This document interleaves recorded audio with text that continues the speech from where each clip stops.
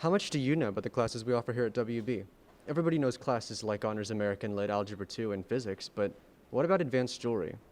The class is taught by Miss Squires, and the WBHS coursebook describes advanced jewelry as an expansion of the metalworking skills you develop in jewelry, adding new techniques to your wheelhouse. Well, advanced jewelry is a continuation of the beginning jewelry class. Students will learn how to handle materials, metals, polishing, sanding, hand tools. It's a continuation of that, just increasing knowledge, but then amping it up with additional projects. On a typical day in advanced jewelry, students are either going over safety procedures or learning techniques by working hands-on with their own custom jewelry. Right now we're working on a sweat solder project, so we made our own designs on a piece of paper. We were cutting those out with the metal, filing, piercing it to cut out our designs in it. And we're going to either put that on a brooch, a necklace, or a pendant. Students will also bear an open flame in a process called annealing. Annealing basically is the process of hardening your metal after you have hammered it out and have texturized it. It's one of the main things that you have to do after you prepare your metal for whatever jewelry you're going to put it in. In this class, all kinds of textures can be applied to a piece of metal. For texture, you're going to want to go to the hammering station, and you're going to either want to choose a regular hammer or a ball peen hammer just to put your texture on there. There are also just regular pieces of metal that are kind of shaped differently at the ends that you could do a texture with. And there's also letters and numbers if you're doing something like that. Sometimes a design calls for a hole to be pierced. Piercing is actually really easy too. You can pierce a metal in different ways. One of the ways that we have here is a drill. You're going to do a little dot. You're going to go to the drill station and just do a simple drill down onto the dot so it makes a pierce.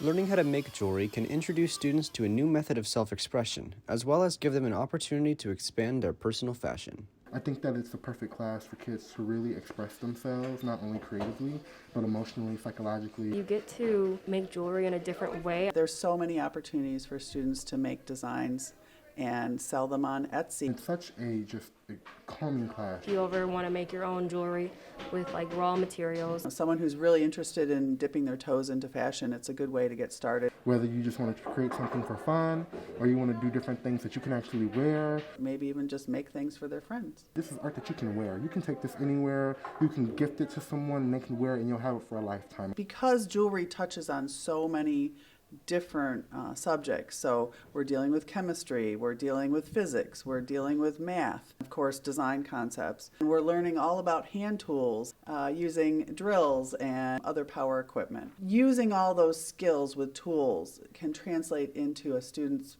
future in many different ways. This prepares students for a lot of things in their future. Beginning jewelry lays the foundations for advanced jewelry and is a prerequisite for the class.